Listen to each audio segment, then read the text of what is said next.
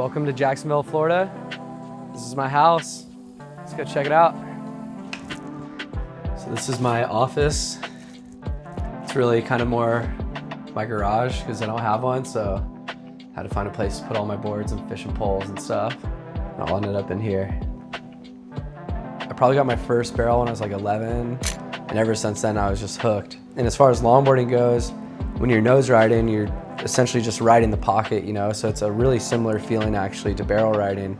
It's just smaller scale. So instead of standing there in a tube, you're just standing on the nose, floating through the section. Hitting the end section at pipe makes me feel small because it's usually really powerful, but sometimes it makes you fly up in the air really high too. I wouldn't claim to be an air guy, I'm more of a flyaway guy, but it comes together when the section's just right.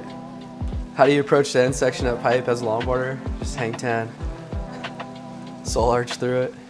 I grew up watching a lot of Hawaiian longboarders surf out there, like Noah Shimabukura, Bonga Perkins, Dino Miranda, Lance Hokano, all those guys.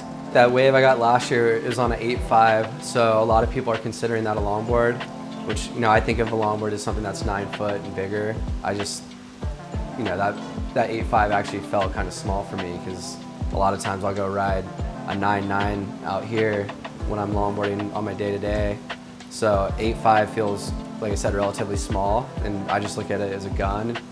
And I look at pipeline and that board, I'm just like, yeah, it's a big barrel. You want a big board, you know? I think it's kind of funny. I see these guys that typically ride smaller boards, and then when the waves get bigger, they ride guns, and there's a lot of amazing big wave surfers out there. I feel like in a way I almost reverse engineered it. Like I ride these big boards in small waves, but on a technical level, I feel so comfortable on these boards, and they don't feel like big, heavy, you know, awkward things to me. It feels like, that's almost like my baseline. It feels like home, kind of. This is an old sport fishing map from 1964. The Offshore Fishing Club here in Jacksonville, actually, this is the actual map that they used before they had electronics and everything for that.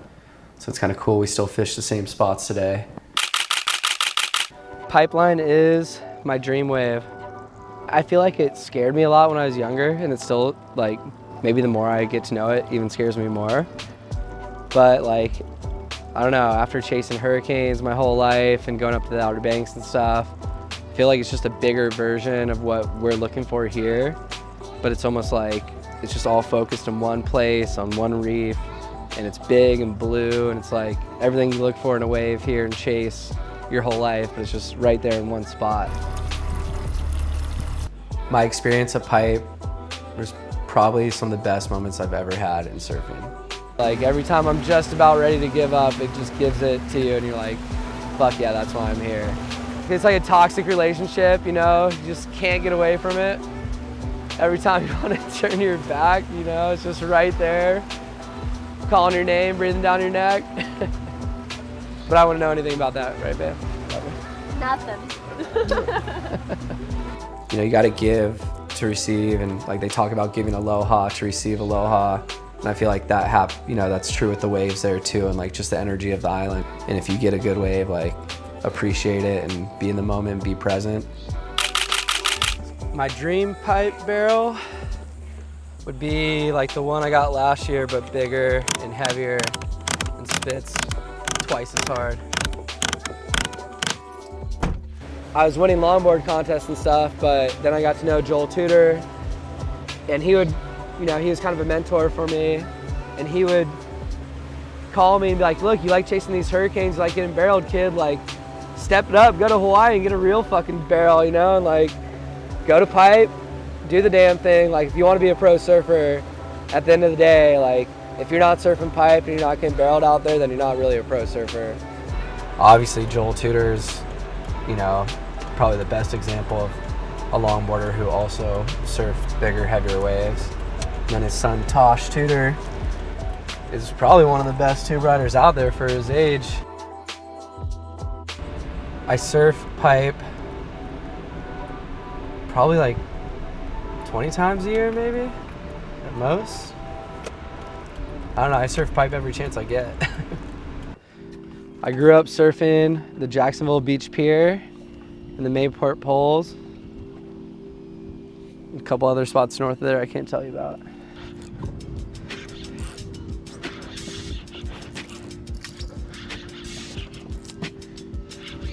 Garrett might come around your side. Oh! Oh! Spit it. Oh, did you get that? The inside of pipeline sounds like this ferry, like a giant diesel engine just rumbling and grumbling.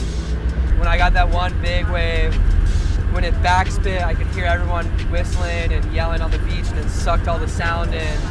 And that was really loud and crazy. And I could just hear all the screams and hoots and hollers and whistles just flying by me. It was one of the craziest experiences.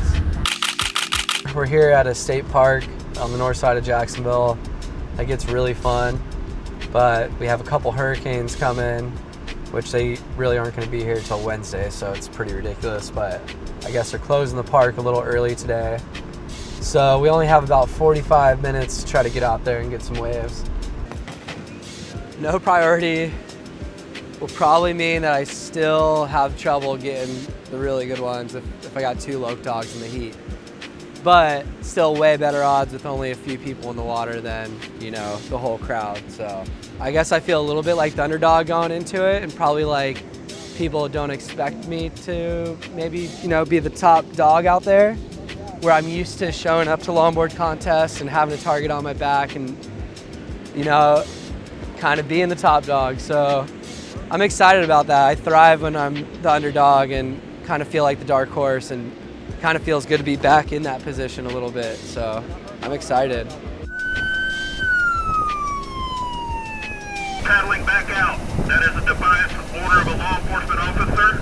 You will be trespassed from Huguenot Park and will not be allowed to return for 1 year. A little more of the magic.